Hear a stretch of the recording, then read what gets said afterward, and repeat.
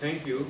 You begin to realize that this is a complex issue that touches across and cuts across a number of nations internationally and nationally as well. And so we have 20 minutes or so for questions from the audience. And given that there are so many things that the panelists couldn't touch on, it's a chance for us to expand the discussion in different areas, in different directions as well. So, any questions? Yeah. Yeah, using your experience, I mean, I understand that you are located physically inside the country where injustice has been committed against you. How would a group of people handle a situation where they're already almost annihilated, exterminated from that country, and how can they do that from outside? I think a couple of ways. First of all, you always want to raise the issue in whatever country that you're in, but there has to be outreach into the area that you're speaking of, into your homeland, because that is ultimately where the issue has to be raised, and your claim is against that particular government. Being in the United States can always divorce itself from the situation. So you have to reach back into the area that's in question. Yeah, but the area in question is under a government which is you can say neo-Nazi or whatever. So how do you deal with that situation? Raising public awareness wherever you are, surely taking it on an international level, I think, is very important. Various conferences like the World Conference Against Racism was definitely an area where you can raise that. But it is a very difficult question, but I'd like for you to speak to it. Well, the only thing I would, this is very, very informative, and the only thing I would add is, I really think it's interesting. We've had really, I guess we'd say 513 and a half years, and it's really more than that, of this global oppression and violence and slavery and genocide. I mean, you really look at the past, I mean, Columbus lands, and it's just been a festival of cruelty and hate in some ways. I mean, it's hard to see that. That's not the official story we get in our history books or anything. Everything's great, and then you get the 2 paragraphs where each word stands in for 1 million people who were subjected to this or something. I mean, just it's the proportions all off. In Native Americans get even less. Yeah, and even less. Yeah, I mean, it's a similar thing in Japan among comfort women, and Nanjing Massacre gets about 2 sentences, in the history books, and there's a big debate over whether to even keep those, and it's, and I would say denial of, well, I'll touch on that in a second, but what the response is and what's happening now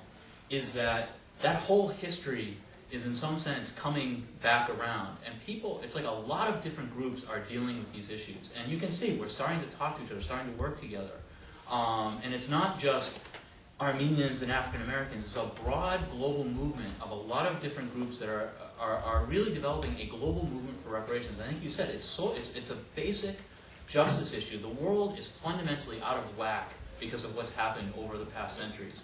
And we can see, I mean, you talked about Hurricane Katrina. It's just an easy, I mean, and a very unfortunate way to see how badly, say, this country is out of whack in terms of the response to Katrina.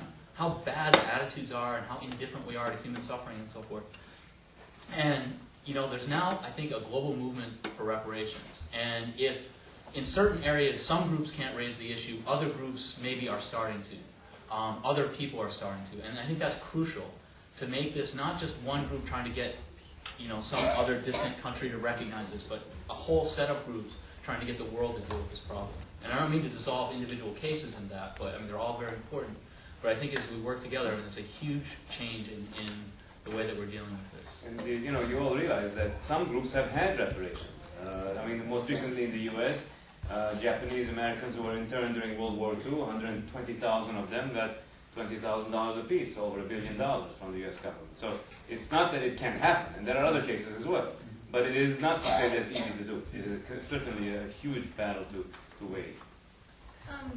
Both of you mentioned issues of land and how land fits into reparations. And I'm interested in both of your takes on how that conversation happens. Because, I mean, if you're speaking about African Americans in the country, and you're speaking about land, then you can't not bring in Native Americans and getting land back. And also just the people who've been here for a while and who've occupied the land, and also just natives have been moved to other lands, and African Americans have been moved to other lands, and then in terms of Turkey and Armenians. So how do each of you address the issues of land in your discussions about reparations? Well, first of all, African descendants must acknowledge that the land belongs to Native Americans. Okay? That is the first thing. And we have been engaged in dialogue with a number of Native American organizations where we speak to that history, first of all, where we also speak to the fact that African descendants have made a tremendous contribution to this country, and so that must also be taken into consideration. And there is acknowledgement of that fact. When we look at African descendants who were able to own land at the turn of the century, 20th century, and the numbers that presently still own land has diminished considerably. I think it has gone from about 16 million, if I'm not mistaken, 16 million acres rather, to about 2 million acres that are still presently owned by African descendants. A lot of that land was finagled away from the people with tax issues. A lot of African farmers, as an example, lost the land because they were not able to gain access to funding as other white farmers were to subsidize crops and the like. There is a case right now dealing with those issues which has not done well because once again the government attempted to deny, first of all, and then deny that there was any different treatment for black farmers. So land is definitely an issue. There has been a call for access to 5 states, I think it was, in the South. But the South is the most important land mass in this country in terms of farming and everything else. So the chances of that happening are probably slim to none. So there is also the issue of land being provided in other countries to allow repatriation. When we look at Jewish Holocaust victims and the establishment of Israel, if that could be done for Jewish Holocaust victims, then why can't it be done for African descendants? I'd add two possible answers. One is if we take the kind of Western philosophical route and we look at people like John Locke, especially as the father of the U.S. Constitution, and develop the whole concepts that we have of property, private property, and land property, and so forth. He's really clear about this. Once somebody has title to land, they keep it. If it's taken from them, they retain that title in perpetuity. Every transfer after that is wrong. Now, in the case of Native Americans, it's really easy because you just go to the treaties that guarantee Native Americans land, and half this country is covered by those. We don't like to admit that. If we just we're the nation of law and order, and we're telling Iraqis how to live under law and order.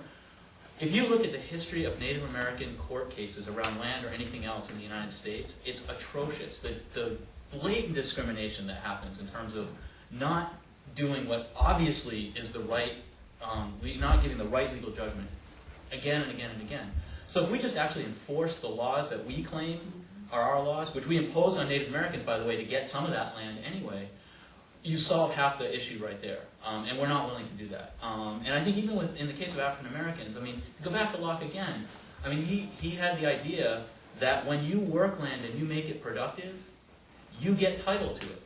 And who has done that, more than, I mean, we can talk about migrant workers from Mexico and so forth, but certainly African Americans made a large part of the land in the U.S. Productive and worked it and have a title to that land. It wasn't the slave owners who only were able to use illegal labor to claim that land, right? It wasn't their labor, and it wasn't labor they had a right to or anything, even if they, they didn't pay people, I mean, even if they exploited them, it's hyper-exploitation. But I also add another issue, and one of the things that people, like with Native American land claims or Armenian land claims, something like that, always react with this kind of horror. How can we even conceive it would be the destruction of the United States? Oh my God, it doesn't even make sense that we can give back land, or Turkey, we can't change the borders. This is a sanctified, these borders are sanctified. Number one, historically, that's never true. I mean, borders change all the time. Look at the U.S. of the 19th century. Our borders kept expanding. We took, Mexico, and we took, half of Mexico and all these kinds of things. We didn't seem to care then. Now that we have the land, we care about the borders. But more importantly, we assume in the attitudes that come out that, say, Native Americans have the same kind of exclusionary, genocidal, and oppressive attitudes towards others that white Europeans who conquered them, including myself in their Armenian descent, that we had in treating them. And what's the history? You look at the history, it's quite different. Native Americans were sharing land with Europeans. It wasn't like they said, oh, you need land, we're going to deny it from you. Certainly you can go to Europe and take land. There's a whole history of accommodation and thoughtful respect for people, recognizing that all people need land to live. And so I get this response sometimes when I'm particularly talking about Native American issues. Is, well, does that mean we're all going to have to get kicked into the ocean and we don't have any place to live? What Native American has ever said, despite having every right to say that, I mean, to be perfectly honest, if you look at what's even happening today and how horrible conditions are on reservations and the ill treatment, what Native American has ever advocated that policy? And you can't find it. I mean, you really, really can't find it. People want to just have their fair share. And if there are a lot of people that are willing to be reasonable with that. Now, I hesitate, and the last thing I'll say is, as a white guy who's not identifying as Native American or anything like that, I don't have the right to make that decision. And as far as I'm concerned, Native Americans have to make that decision. And I have a lot of respect for the position you're taking and Cobra's taking in terms of Native Americans need to be recognized as the people who need to make that decision. But why do we assume that they'll make the same kind of horrible decisions that Europeans have made historically? And I don't think we'll see that. So I think the fear is maybe misguided. Not that you have the fear, but I'm saying the fear that people have is probably misguided. I was wondering... There's always a concern about that. But what we don't look at is that if you think that there is a sleeping dog lying over there that you might wake up, then by definition that means that that viciousness that we fear most is still there and it has to be dealt with. Okay? But it is a frightening thing. It is also a concern of African descendants, the victims, that if you really address this, you don't want to admit that you're wounded. Because the assumption is that if you're wounded, you can't function well. Well, we already acknowledge that wounded people function well in society. Okay? But that does not mean that they're functioning to their fullest capacity. So yes, it is an uphill battle to raise awareness even in the African descendant population. But it is something that must be done. Because regardless of whether there's any kind of compensation at all, what is important is to get African descendants to face the truth about what has happened to us in this country. To face the truth that we were enslaved, we were not slaves, there's a difference. Okay? To have a white America also face the truth that we did make a contribution in this country. And that they have, in the process of building this country's wealth, they have done some horrible things. And it has to be acknowledged. So this is something that has to be done no matter what. Henry, do you want to address it to the Armenian community? Well, the only thing I'd add, and I want to be very careful here, because I take reparations issues really seriously, and I think we need to pursue them as hard as we can. And just because conceptually a lot of people, even within the communities that are pursuing these, can't conceive that this is a possibility or should be a possibility, and particularly within perpetrator societies, no matter how far removed from the events in question, I think you really hit on an important thing. There's a fundamental moral imperative to raise these issues. And my feeling from an Armenian perspective is, it may, whether there will be reparations for the Armenian genocide or not, I think it's a really important issue, and I think it's fundamental for the soul of Turkey that those take place. I think that completely firmly, I think it's fundamental to the U.S. and in these other cases and other countries as well. But if that doesn't happen, the mere fact that it's difficult or even impossible because of geopolitics does not mean that it's wrong or we shouldn't make that claim. In fact, it means that it's all the more important. You said it, and I think I'm just echoing what you said, that there's a sleeping dog there that we need to address, and we need to really call out. And I think from my perspective is, I'm very happy to talk with, and I do with many Turks who I think are really well-intentioned on a lot of issues around oppression of Armenians and really trying to deal with that. But by the same token, if a large segment of the Turkish population today doesn't want to deal with these issues, they shouldn't be upset at me and other people, Armenians and non-Armenians, for raising them, because they have to deal with this history, and they have to deal with the moral discomfort of understanding the basis of their society and where it's coming from, and their responsibility to deal with it. And so reparations or no reparations, the moral claim has to be made. And I think that's so important in what you were saying. You know. I mean, I remember when we came into this new millennium, and there was concern that all of a sudden the genocide now is in another century, and that somehow we become further removed from the event, and which would make our case harder to prove. But there is no limitation on crimes against humanity, and there is no reason why we should not pursue our case to its fullest extent. The Armenian Revolutionary Federation, from its inception, has had reparations as a central, a core item in its agenda. And there is no expectation, no reason not to ask, not just for an apology, but for some restitution of some kind. And this is the panel and this is the discussion we need to, I think, engage in our community, and make connections with others as well. I think we have time for one more question. So who is the loudest voice here? Just going along what you were also saying just now, I hear a lot of times in the Armenian community that we shouldn't be pursuing the genocide issue at all, or sometimes we shouldn't be pursuing reparations when you have communities in the United States that need growing infrastructure, who need support, when you have other Armenian issues, or when you have a state that needs to be supported. My question, I would say, is what would be the argument for pursuing reparations when the successful campaigns are few and far between? Especially even in light of, say, things like affirmative action rollbacks. Something that was a step taken, and yet now it's on its way out again. So how difficult it is, given that there are few cases of success. I mean, there are some, but it's difficult to make this case. I think Hank just raised it. You have a moral responsibility to raise it, no matter what. You have to show that you're not just going to roll over and let people just do anything they want to you. You have to continue to raise the issue so that your children and your children's children will remember, because if they don't, it can happen again. You'll be ill-prepared to stop it. It has to be done. You have to continue trying every opportunity, news media, getting bills passed. We've got a situation going on right now quite similar to what took place with the anti-apartheid movement, where we're moving to boycotting some of the corporations that participated in the enslavement of African people.